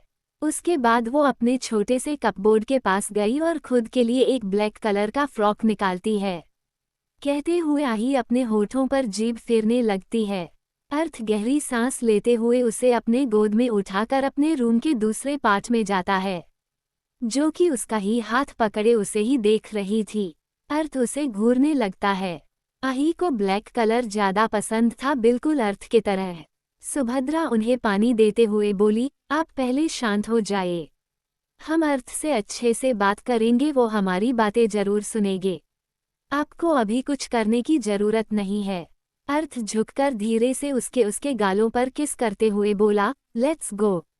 रूम के 2 हिस्से थे, जिनमें से एक हिस्सा अर्थ का था तो दूसरा हिस्सा आही का। आही फ्रॉक पहनकर अपने स्कूल बैग को लेकर वहीं छोटे से स्टडी चेयर पर बैठ जाती है और फिर झुककर उसके होठों पर हल्की सी किस करता है। पर आही तेज से उसके होठों को काट लेती है और खिलखिलाकर हंसने लगती है। अर्थ अपने होठों को अपने उंगली से टच करते हुए आही को ठंडी नजरों से देखने लगता है। कहकर अर्थ उसे वापस रूम में ले आता है। अर्थ आही को किसी दूसरे रूम में भी नहीं रखता था, वो उसे शुरू से ही अपने साथ अपने रूम में रखता था। माँ, हमें नहीं लगता कि अर्थ अब किसी की सुनेंगे, क्योंकि अगर उन्हें किसी की परवाह होती तो वो आज इन 5 सालों में उस लड़की को खुद से दूर कर देते, ना कि उसके साथ एक ही कमरे में रहकर उसकी देखभाल करते। अखिलेश लगभग तंज कसते हुए बोले और स्टडी करने लगती है और फ़ोन पर एक नंबर डायल करता है और सख्त होकर उससे बोला, अब सो जाओ। कुछ समय बाद वो बोर होते हुए एक नज़र अर्थ के रूम के तरफ देखती है। अर्थ आही को लेकर आही वाले रूम के हिस्से में गया और उसे वहीं बेड पर लिटाते हुए बोला, तुम कपड़े चेंज करो, मैं थोड़ी देर में आता हूँ। कुछ ही समय में आही मुंह बनाते हुए अपनी आंखें बंद कर लेती है। अर्थ अभी भी स्टडी के अंदर था। तभी मौका देखते स्वर्णा भी बोली, माफी चाहते हैं ऐसे बीच में बोलने से, पर हम अखिलेश जी के बात पर पूरी तरह एग्री हैं। अर्थ अब शायद जिंदगी भर उसके साथ रहे और वो लड़की यहाँ हमारे इस सिंह राजावत खानदान में। टेबल पर खाना लगा हुआ था। अर्थ उसे कुछ पल देखता रहता है। आही प्यारी सी स्माइल करते हुए हाँ में सर हिला देती है। आही मुंह बनाते हुए अपनी नोटबुक को टेबल पर रखते हुए बोली, इस काम को कल मैं उसी लड़की से करवा लूंगी। मैं क्यों अपना दिमाग वेस्ट करूँ, जिसे अर्थ अपने हाथों से आही को खिला रहा था और फिर वापस से झुककर उसके होठों को स्मूच करता है। और अर्थ वहां से बाहर निकलकर सीधे अपने रूम में आता है। नहीं, ऐसा हम नहीं होने देंगे। पूरे देश विदेश में हमारा नाम है, हमारे खानदान का नाम है। हम उस नाजायज लड़की की वजह से ऐसे उसे मिट्टी में नहीं मिला सकते। अब हमें ही कुछ अच्छा सोचना होगा। रघुवेंद्र बेहद घमंड और गुस्से में बोले। Episode 8 I feel you inside me आही। और आही को अपने साथ कार में बैठाते हुए ड्राइवर से कार स्कूल ले चलने को बोलता है और अपने मुंह पर मास्क लगा लेता है। थोड़ी देर बाद अगली सुबह वो जब बाहर आया तो आही सोफे पर चढ़कर बैठी हुई थी। आही को कल जिस लड़की ने टोंट किया था बोलने को लेकर, आही बोली, वो फिल ना, सब लड़कियां मुझसे नहीं ललती, सब आपसे ललने लगती है। अर्थ का रूम और उसके ही आने का इंतजार कर रही थी। ड्राइवर कार सीधे कार को स्कूल की तरफ बढ़ा देता है। अर्थ आही के रूम में आता है। आही बेड पर चुपचाप अपने बैग को पकड़े बैठी रहती है। आही उस लड़की को अपने उंगलियों से बुलाते हुए बोली, ओ तुम लड़की इधर आओ। अर्थ आही की ये बात सुनकर कि सारी लड़कियां फिर उससे नहीं डरती, अर्थ से डरने लगती हैं। इस समय अर्थ का रूम खाली था। आही खिड़की से बाहर देखने लगती है। अर्थ आही को देखते हुए नीचे से नाश्ता ऑर्डर करता है। वो लड़की आही को घूरते हुए उसके पास चली गई। अर्थ आही को गौर से देखते हुए उसके पास आके बोला, चलो अब चलते हैं। और दूसरा हिस्सा आही का भी खाली था। अर्थ अपने टैब में कुछ स्क्रॉल करने लगता है। कुछ ही समय में टेबल पर नाश्ता लगा हुआ था। अर्थ उसके गालों को खींचते हुए बोला, तो तुम्हें किसी को डराने की जरूरत ही क्या है, तुम वहाँ स्टडी करने जाती हो, ना कि ये सब। और अब मुझे वहाँ से कोई शिकायत नहीं आनी चाहिए तुम्हारी। Got that. आही बिना कुछ बोले अपने बैग को टांगकर खड़ी हो जाती है। तो आही अपने नोटबुक को टेबल पर रखते हुए बोली, इसे ले जाओ, ऑल मैथर्स का पीरियड आते आते मेला, इसे पुला करो। तभी वॉशरूम का गेट खुलता है। वहीं पैलेस में उन दोनों के जाते ही रघुवेंद्र ने किसी को कॉल किया और अर्थ आही के बालों को स्निफ करते हुए उसे नाश्ता करा रहा था। तभी अर्थ चिल्लाते हुए आही पर बोला, स्पीक। अर्थ आही को छोटे से बाथरोब में लपेटते हुए बाहर लेकर आता है। आही अर्थ की बात सुनकर मुंह बनाते हुए बोली, अच्छा ठीक है, आप कहते हो तो मैं नहीं ले लूंगी, पर अगर किसी ने मुझे बोला तो मैं उसका फिर से मुंह तोड़ दूंगी। अर्थ जब जब ऐसे करता था आही को, तो आही थोड़ा थोड़ा अर्थ से डरने लगती थी, क्योंकि अर्थ आही को सूंघते हुए गहरी गहरी सांसें लेता था। आही की बात सुनकर उस लड़की को गुस्सा तो बहुत आया, पर वो कुछ नहीं कर सकती थी, जिस वजह से उसने उसके नोटबुक को उठाया और अपने सीट पर जाके उसे जल्दी जल्दी कंप्लीट करने लगी और कॉल पर कहा, जो कहा है वो आज ही होना चाहिए, क्योंकि अब हम और ये सब नहीं देख सकते। आही हकलाते हुए बोली, चलिए। अर्थ को देखकर ऐसा लग रहा था कि उसने अभी बस आही को बात दिलाया है। उधर से किसी ने जी मालिक कहा तो रघुवेंद्र ने कॉल कट कर दिया, जो आही को डरा दिया करता था और अर्थ को इसी से खुद के अंदर सुकून मिलता था। अर्थ शांत होते हुए उसके सर को सहलाते हुए बोला, आही तुम्हें पता है ना कि तुम्हारी आवाज़ सुनना मेरे लिए कितना जरूरी है, इसलिए तुम कभी मुझसे डर कर ही सही पर चुप ना रहा करो। Got it. वो अभी खुद नहीं बात लिया था। तभी क्लास में एक मेल टीचर आए। अर्थ आही की बात सुनकर सख्त आवाज में बोला, मैंने तुमसे कहा ना कि तुम किसी को टच नहीं करोगी। तुम्हें समझ नहीं आ रही मेरी बात, या फिर मैं किसी और तरीके से समझाऊं? और सभी की तरफ देखते हुए अजीब तरह से मुस्कुराने लगे। सभी उन्हें देखकर कंफ्यूज हो गए। अर्थ आही को लेकर उसके रूम में कबर्ड के पास जाता है। अर्थ आही को सूखते हुए उसे खिलाते हुए बोला, आही तुम जरूरी हो मेरे लिए, तुम्हें अभी ये बात समझ नहीं आएगी, पर जैसे जैसे तुम बड़ी होगी वैसे वैसे मैं तुम्हें खुद के अंदर और भी ज्यादा महसूस करूंगा। वहां इस समय सुभद्रा नहीं थी। आही अपना सर नीचे करते हुए बोली, ठीक है। उसकी बात सुनकर आही सहम गईं। इस समय अर्थ का चेहरा एक्सप्रेशन लेस था, तो वहीं आही अर्थ को दुनिया भर की बातें बताई जा रही थी। तो उन्होंने सिर्फ आही को देखते हुए कहा, आही बेटा आपके घर से कोई मिलने आया है, हमारे साथ चलिए। अर्थ फिर उसका हाथ पकड़कर उसे रूम से बाहर लेकर जाता है। वो मिस्टी और धनुष को बाहर स्कूल के लिए कार तक ड्रॉप करने आई थी और वो चुपचाप अपना स्कूल यूनिफॉर्म पहनने लगी।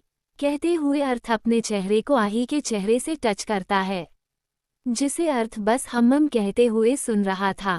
आही रूम से बाहर आते ही अर्थ के पीछे पीछे चुपचाप चलने लगती है। वहीं अखिलेश और स्वर्णा के भी चेहरे पर एक अलग चमक आ जाती है। आही उसकी बात सुनकर कंफ्यूज हो जाती है और उस टीचर को घूरने लगती है। आही की बॉडी अर्थ के ऐसे करने से कांप रही थी। अर्थ उसे कुछ देर तक ऐसे ही देखता रहा और फिर खुद निकलकर वॉशरूम चला गया। उधर कुछ ही देर में अर्थ की कार स्कूल पहुंचती है। अर्थ आही की स्कूल यूनिफॉर्म निकालते हुए बोला, तुम रेडी हो जाओ, मैं फ्रेश होके आता हूँ। क्योंकि उसे अब तक इतना तो पता चल चुका था कि घर में कोई उसे पसंद नहीं करता था। कौन आया है आही से मिलने? कहाँ ले जा रहा है ये टीचर? किसको कॉल किया था रघुवेंद्र ने? क्या करेगा अर्थ ये सब जानकर? तभी अर्थ को कुछ फील हुआ और वो तुरंत आही से दूर होते हुए बोला, तुम खाओ इसे, मैं आता हूँ। अर्थ आही को किड्स सेक्शन में छोड़ते हुए बोला, किसी को टच मत करना, किसी से बात मत करना और लड़ाई तो बिल्कुल नहीं, ओके। वहीं उसके जाते ही आही मुंह बनाते हुए खुद से बोली, ऐसे कैसे छोड़ दूं, मैं तो उनका सर भी फोलूंगी। हाँ, जानने के लिए बने रहिए। जिस वजह से उसे घर के सभी लोगों से डर लगता था। आही अर्थ का जवाब देते हुए बोली, पल आप मेरे साथ आज स्कूल क्यों जा रहे हो? ये कहते हुए अर्थ तुरंत अपने स्टडी में चला गया। आही अच्छे बच्चे की तरह हाँ में सर हिला देती है। कहते हुए आही शैतानी स्माइल करते हुए अपने यूनिफॉर्म पहन लेती है। आही को जब अर्थ नीचे लेकर आता है तब धनुष और मिष्टी भी रेडी होकर वहीं नीचे खड़े हुए थे। आही डरते हुए अर्थ को देख रही थी। आही रेडी होकर अर्थ के आने का इंतजार करने लगती है। अर्थ उसके माथे पर किस करते हुए उसे सीट पर बिठाकर फिर अपने क्लास के तरफ आ जाता है। आही उन दोनों को देखते हुए अपनी आई विंक करती है। उसे इन्हीं सब हरकतों से ही अर्थ से बहुत डर लगा करता था। एपिसोड 9, जनाब ये कच्ची उम्र में है, अभी तो ये जवान भी नहीं हुई। वैन के लोग ये सुनकर तुरंत वैन स्टार्ट करके वहां से निकल जाते हैं। क्लासरूम, वो तुरंत उठकर वहां से भागने लगती हैं। वो वैन उस रेड लाइट एरिया की छोटी गली के अंदर जाती है और आही टीचर के साथ खुशी खुशी क्लास से बाहर चली जाती है। अर्थ एक तेज बैंग की आवाज से उस क्लास का डोर अपने लात से खोलता है। वहीं वो टीचर किसी को फोन लगाकर उस इंसान से बोला, काम हो गया मालिक, पर मेरी जान को और मेरे परिवार को कुछ नहीं होना चाहिए, आपने वादा किया है। पर कुछ आदमी उसे पकड़ लेते हैं और एक कोठे के आगे रुक जाती है। वो टीचर हड़बड़ते हुए गेट की तरफ देखता है और अर्थ को वहां देखते ही उसे ठंडे पसीने आने लगते हैं। आही टीचर की बात सुनकर उन्हें घूरते हुए बोली, पर मुझसे कौन मिलने आया है? उसे खुशी इस बात की हो रही थी कि आज पहली बार उससे कोई फैमिली में से मिलने आ रहा था, वरना उसकी दुनिया बस अर्थ से शुरू तो अर्थ पर ही खत्म हो जाया करती थी। और उसमें से एक इंसान बेहोश आही को अपने गोद में लेकर अंदर कोठे में जाता है। आही की आंखों में अब आंसू आने लगे थे। उसे यहाँ डर लगने लगा था, सबसे ज्यादा उन आदमियों से जो उसे बहुत वहशी तरीके से घूर रहे थे। उधर से कोई हंसते हुए बोला, अरे आप अर्थ से इतना क्यों डर रहे हैं? वो अभी बच्चे हैं, उन्हें कभी पता ही नहीं चलेगा कि उस नाजायज को हमने कहाँ भेज दिया। आप घबराए, आप सुरक्षित हैं। टीचर स्माइल करते हुए बोले, आपके फैमिली मेंबर्स में से कोई आया है बेटा, आपको चलकर उनसे मिल लेना चाहिए। पूरे स्कूल के टीचर्स और प्रिंसिपल को पता था कि अर्थ किस तरह का लड़का था। टीचर आही को स्टाफ रूम में ले जाने के बजाय स्कूल के पीछे वाले गेट के तरफ ले जाने लगते हैं। आसपास कई सारी कोठे वाली लड़कियां खड़ी आही को तरस भरी नजरों से देख रही थी। आही रोते हुए खुद को छुड़ाते हुए बोली, छोड़ो मुझे मेरे डेविल, तुम लोगों को छोड़ेंगे नहीं। छोड़ो, तुम सब बुरे लोग हो, मुझे मेरे डेविल के पास जाने दो। आही के इस स्कूल में पढ़ने से पहले अर्थ ने जगह जगह कैमरे लगवाए थे और पूरे स्कूल का ही काया पलट कर दिया था। आही अभी भी मानने को तैयार नहीं थी, क्योंकि वो जिस माहौल में रही थी उसके आसपास फैमिली के नाम पर सिर्फ अर्थ ही था जिसने उसे हर चीजें बताई थी और समझाई थी। आही बड़े ध्यान से ये सब देखते हुए चल रही थी। टीचर खुश होते हुए कॉल कट करके अंदर क्लासरूम में आ जाता है। वहाँ का माहौल बेहद गंदा था। चांद बीबी हंसते हुए बोली, ओ मेरी जान, अब यही तुम्हारा घर और यही लोग तुम्हारी दुनिया है, और आज हम तुम्हें इस दुनिया से बाहर भेजने वाले हैं। तुम दुबई जाने वाली हो, वहाँ जाके तुम आराम से मौज मस्ती करना। वहीं अर्थ अपने क्लास में बैठा पूरी तरह गुस्से से जल रहा था और किसी में भी अर्थ को बोलने की हिम्मत नहीं थी, क्योंकि अर्थ और उसने ना समझी में टीचर से बोली, पल आप मुझे बाहर क्यों ले जा रहे हो? आही को कोठे के अंदर ले जाया जाता है। सिंह राजावत खानदान ने उसे हमेशा नीची नजरों से ही देखा था। अर्थ सिंह राजावत था जिसने अपनी फैमिली का सिर्फ सरनेम यूज किया था, बाकी अपनी पर्सनैलिटी उसने अपने दम पर बनाई थी। टीचर जो पढ़ा रहे थे उन्हें खुद अर्थ से अभी इतना डर लग रहा था कि वो अपने पढ़ाने पर ध्यान नहीं दे पा रहे थे। ये कहकर वो वापस से आदमियों से आही का दाम लगाते हुए बोली, देखिए जनाब, हम 50 लाख से नीचे तो नहीं करने वाले। अब आपको ये चाहिए तो लीजिए, वरना इसके और भी कई खरीदार मिल जाएंगे। टीचर कठोर आवाज में बोला, जहां तुम्हारी जरूरत है वहीं ले जा रहा हूं, और ज्यादा जवान मत निकालो अब। और कोठे की मालकिन चांद बीबी जो वहीं पान चबाते हुए बैठी 3-4 दुबई से आए लोगों से बात कर रही थी, जिस वजह से आही को अभी भी यकीन नहीं हो रहा था कोई उससे मिलने भी आ सकता है। उन्हें समझ नहीं आ रहा था कि ऐसा क्या अर्थ टैब में देख रहा है जिस वजह से वो इतना ज्यादा गुस्से में है। अर्थ बेहद कोल्ड आवाज में टीचर से बोला, आपको अपनी फैमिली के पास एक बार कॉल कर लेना चाहिए सर। आही उनका रुड बिहेव देखकर वहीं रुक गई। उन्हें घूरते हुए बोली, नहीं जाना आपके साथ। जिन्हें मुझसे मिलना है वो मेरे पास खुद आए, आप जैसे गंदे टीचर से मुझे बात नहीं करनी। शायद वो उन आदमियों को किसी लड़की को बेचकर अपने साथ ले जाने वाली डील कर रही थी।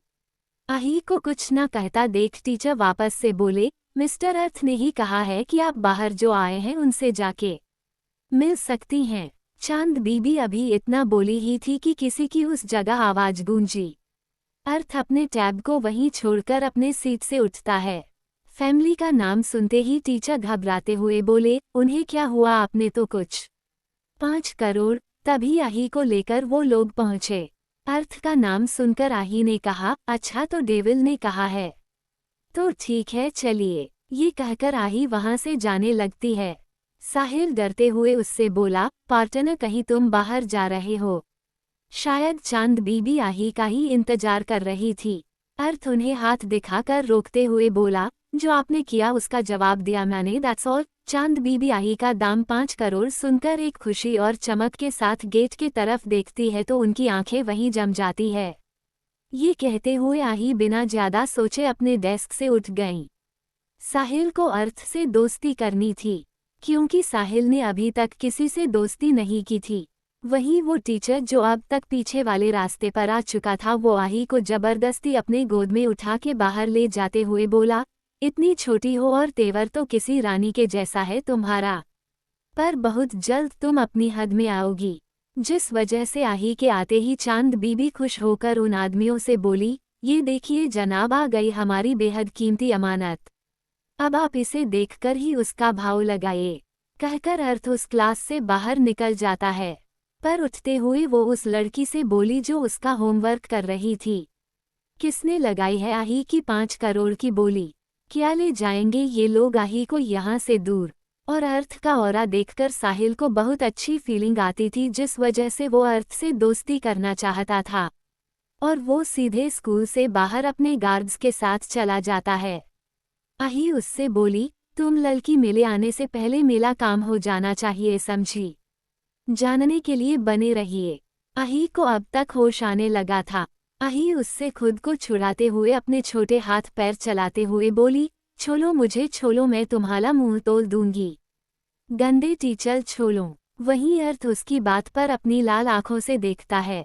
वहीं टीचर तुरंत अपने परिवार के पास कॉल करते हैं तो उनकी बीवी रोते हुए कॉल उठाकर उनसे बोली, हमारी बच्ची को कोई उठा के ले गया, आप जल्दी घर आइए, हमें बहुत डर लग रहा है, कहीं हमारी बच्ची को कुछ हो ना जाए।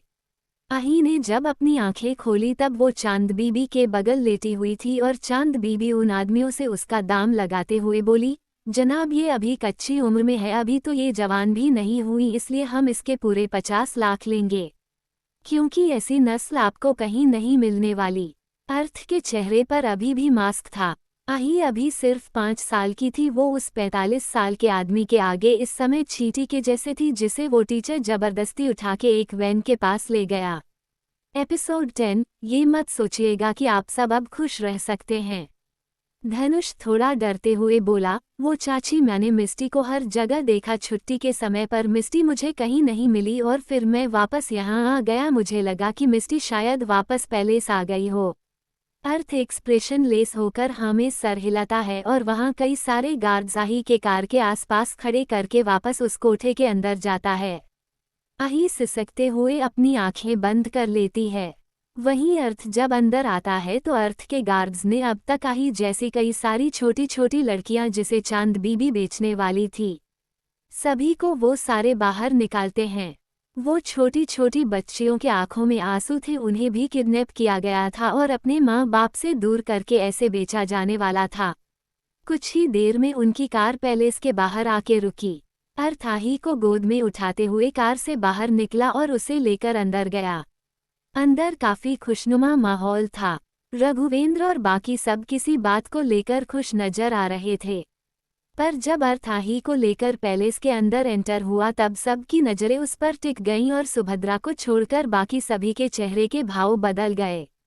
सुभद्रा अर्थ की बॉडी वापस से लाल देखकर घबराते हुए उससे बोली, अर्थ आज फिर आपको तकलीफ हो रही है, और तब भी आप इसे अपने गोद में उठाए हैं, आप जानते हैं ना कि ये अभी बच्ची है, इसे नहीं समझ आता आपकी तकलीफ, तो क्यों आप इसे ही छूते हैं। अर्थ 5 करोड़ की आवाज जिस तरफ से आई थी सभी की नजरें उस तरफ टिक गईं। चांद बीबी उस इंसान को देखकर बोली, कौन हो तुम? दिखने में तो किसी के रखवाले मालूम होते हो। धनुष की बात सुनकर स्वर्णा के चेहरे का रंग उड़ गया और वो जल्दी से भागते हुए स्टडी रूम के तरफ गई जहां रघुवेंद्र और अखिलेश कुछ बात कर रहे थे। स्वर्णा वहां जाके रोते हुए अखिलेश से बोली, हमारी मिस्टी नहीं मिल रही, धनुष अकेले आया है स्कूल से। चांद बीबी की जान हलक में आ जाती है इतने सारे गार्ड्स और गोलियों की आवाज सुनकर। वो तुरंत अपने आदमियों को बुलाती है, पर उन गार्ड्स की नजरों में जो आ रहा था वो लोग बिना रुके सीधा उन पर शूट कर रहे थे। आही जो ये सब देख रही थी, वो गार्ड्स को देखकर एकदम से बोली, डेविल आ गए। वहां एक काले कपड़ों में एक गार्ड खड़ा था और वो अंदर आही को घूरते हुए आया और चांद बीबी से बोला, 5 करोड़ लो, इस लड़की को मुझे दो। चांद बीबी हिम्मत करते हुए अर्थ से बोली, देखो लड़के, तुम जो कोई भी हो, ये हमारा धंधा है और तुम इसके बीच नहीं आ सकते। चांद बीबी उस गार्ड को देखकर चमकती आवाज में बोली, इस छोटी सी लड़की के लिए 5 करोड़ क्या, मैं 1 करोड़ में ही मान जाती, पर अब 5 करोड़ क्या ही दिया है तो हमारी बात 5 करोड़ पर ही फिक्स होगी। नकद पैसे दो और ले जाओ इसे। उसकी बात सुनकर अखिलेश और रघुवेंद्र दोनों अपनी जगह से उठ गए और रघुवेंद्र बोल, बहू मिस्टी यहीं कहीं होगी, वो आखिर कहाँ जा सकती है इतने गार्ड्स के रहते हुए। अर्थ जिसकी बेहद कोल्ड नजरें सिर्फ रघुवेंद्र पर थी, वो सुभद्रा की बातों को नजरअंदाज करके बोला, ये मत सोचिएगा कि आप अब खुश रह सकते हैं। ये कहते हुए आही रोते हुए तुरंत बाहर के तरफ भागने लगती है और वो आदमी आही को पकड़ने भागता है, पर तभी एक गोली सीधे उस आदमी के सीने के आर पार होती है और आही को कोई अपने बाहों में भर लेता है। आही उन गोद में जाते ही तेज तेज रोने लगती है। वही वो इंसान जिसने आही को अपनी बाहों में रखा था वो अर्थ था। अर्थ के मुंह पर मास्क था। अर्थ आही को कसकर अपने सीने से लगाते हुए अपनी गन को अपने गार्ड्स के तरफ फेंकता है, जिससे अभी अभी उसने उस आदमी को वहीं मार डाला था। अर्थ उन सब से दूरी बनाकर खड़ा था। वो चांद बीबी की बात सुनकर तिरछा मुस्कुराते हुए अपने गार्ड्स से बोला, इन सब को इनके घर छोड़ दो और इन आंटी को स्पेशल ट्रीटमेंट की जरूरत है जिसे तुम सब दोगे। स्वर्णा रोते हुए बोली, डैड वो कहीं नहीं जाती बिना मुझसे बताए, मैं कुछ नहीं जानती, मुझे मेरी बेटी चाहिए। इतना ही बोलकर अर्थ आही को लेकर सीधे अपने रूम में चला गया।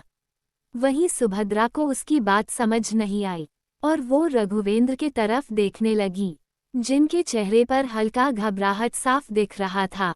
ये कहकर चांद बीबी आही को आगे करती हैं। आही गुस्से से चीखे जा रही थी। उसका चेहरा पूरा लाल हो गया था, एक तो रोने से और दूसरा चीखने चिल्लाने और खुद को छुड़ाने से। वो आदमी बड़े ही ध्यान से आही को देख रहा था। आही उसे देखते हुए बोली, अंकल मुझे यहाँ से बाहर ले चलो, मुझे मेले डेविल के पास ले चलो प्लीज। उसकी बात पर सभी गार्ड्स हाँ में सर हिलाते हुए सभी लड़कियों को अपने साथ लेकर जाने लगते हैं। सारी लड़कियां अपने घर जाने के नाम से बहुत खुश थी। वहीं चांद बीबी को कुछ समझ नहीं आ रहा था कि उनके साथ ये सब हो क्या गया। अखिलेश भी परेशान थे ये सुनकर। वहीं तभी रघुवेंद्र अखिलेश के तरफ देखते हैं। अखिलेश के भी चेहरे पर वही भाव आ जाता है और वो दोनों साथ में बोले, अर्थ। रघुवेंद्र उठकर तुरंत स्टडी में चले गए, उनके पीछे पीछे अखिलेश भी चल दिए। अर्थ आही को अपने सीने में कसके भरते हुए उसे शांत कराते हुए बोला, शुश सब ठीक है आही, मैं आ गया हूँ, अब रो मत, तुम्हें कुछ नहीं हुआ, यू आर सेफ आही, काम डाउन। वहीं ऊपर अर्थ आही को उसके रूम में लेटाकर उसके पूरे बॉडी को टिश्यू से साफ कर रहा था। आही सो रही थी। अर्थ उसके शरीर को काफी अच्छे से साफ कर रहा था, जैसे वो किसी चीज को हटा रहा हो उसके ऊपर से। अर्थ काफी देर तक बार बार आही के बॉडी को साफ करता रहा जब तक कि उसका बॉडी लेवल नॉर्मल नहीं हो गया। अर्थ आही को एक दूसरा फ्रॉक पहनाता है जो ग्रे कलर का था। आही को भी अर्थ के जैसे ग्रे और ब्लैक कलर के कपड़े पसंद थे। अर्थ को शुरू से सफ़ेद रंग से नफरत थी, जिस वजह से आही को भी अब सफ़ेद, गुलाबी, पीला ये सारे रंग बिल्कुल पसंद नहीं आते थे। वो आदमी शातिर मुस्कान के साथ बोला, हाँ इसीलिए तो मैं आया हूँ तुम्हें सबसे दूर ले जाने। कहाँ गई है मिस्टी, क्यों बोला इन्होंने अर्थ। और किसका था वो गार्ड जिसने लगाई थी बोली, जानने के लिए बने रहिए, बोली लगाने वाले सारे आदमी मारे जा चुके थे। अर्थ वहीं खड़ा उस मरे हुए गार्ड को बिना इमोशन देख रहा था जिसने 5 करोड़ की बोली लगाई थी। अर्थ की बॉडी में रैशेस आने शुरू हो चुके थे। अर्थ का चेहरा अब बिल्कुल लाल होने लगा था। अर्थ उस गार्ड को देखते हुए अपने एक गार्ड से कुछ इशारा करके वहां से तुरंत बाहर निकल जाता है। वो गार्ड उस आदमी को पूरा चेक करने लगता है। ये कहकर वो चांद बीबी के सामने एक पैसों से भरा सूटकेस आगे करता है। चांद बीबी तुरंत उस पैसों से भरे बैग को खोलकर सारे पैसे लालच से गिनने लगती है, जिसे देखकर वो आदमी बोला, हमारे बॉस किसी चीज में बेईमानी नहीं करते, इसलिए तुम्हें इन 5 करोड़ रुपयों को गिनने की जरूरत नहीं है। कहते हुए अर्थ आही के आंसुओं को साफ कर रहा था। अर्थ की आंखें अभी भी लाल थी। आही सिसकते हुए अर्थ से बोली, मुझे उन लोगों ने यहाँ ला दिया और फिर ये अंकल और आंटी मुझे कहीं और भेज रहे थे। मुझे डर लग रहा था। वहीं कुछ गार्ड्स आके चांद बीबी को जबरदस्ती अपने साथ लेकर जाते हैं। चांद बीबी खुद को छुड़ाती रह जाती हैं। चांद बीबी उसकी बात पर रुक जाती है और एक लड़की को बुलाकर उस बैग को अंदर भिजवाती हैं और फिर आगे उस आदमी से आही को देते हुए बोली, लो संभालो इसे, ये बहुत तेज है, अभी से जब से आई सर खाकर रख दिया। आही जैसे जैसे ये सब बोल रही थी अर्थ का चेहरा और भी गहरा और ठंडा पड़ रहा था। अर्थ आही के चेहरे को अपने हाथों में भरते हुए बोला, इसे भूल जाओ, मैं हूँ तुम्हारे साथ, तुम्हें कभी कोई मुझसे दूर नहीं कर सकता। अर्थ आही को कपड़े पहनाकर उसे ब्लैंकेट से कवर करते हुए उसके माथे पर किस करते हुए कोल्ड आवाज में बोला, आही तुम्हें कोई नहीं छू सकता, कभी कोई तुम्हारे करीब नहीं आ सकता। मुझे नहीं पता अगर ऐसा हुआ कभी तो मैं क्या कर डालूंगा। वहीं अर्थ सीधे कार में आता है। आही अब तक सो चुकी थी। अर्थ अपना मास्क जल्दी से निकालते हुए गहरी गहरी सांसें लेकर ड्राइवर से बोला, पैलेस चलो। ये कहते हुए अर्थ आही को अपने गोद में उठाकर वहां से बाहर कार में ले आता है। आही अर्थ को कसकर पकड़े हुई थी। उसके साथ ये सब पहली बार हुआ था, जिस वजह से वो काफी सहम गई थी। अर्थ उसे कार के अंदर बिठाते हुए उसे एक मिनी ब्लैंकेट से कवर करते हुए बोला, यू टेक रेस्ट आही, मैं अभी आता हूँ। ड्राइवर तुरंत कार स्टार्ट करके पैलेस के लिए निकल जाता है। वहीं अर्थ आही के पास जाकर उसके चेहरे को सहलाते हुए उसे गौर से देखने लगता है। आही सोते वक्त बहुत ज्यादा मासूम लगती थी, पर उठते ही वो किसी छोटी टाइग्रेस से कम नहीं होती थी। अर्थ आही के कुछ बूंद लगे आंसू को साफ करके उसके माथे पर किस करता है। इसी के साथ अर्थ के शरीर तपने लगता है। अर्थ की बॉडी इस समय आही से दूरी मांग रही थी, पर अर्थ आही से दूर नहीं होना चाहता था। वो और भी उसके पास चला गया।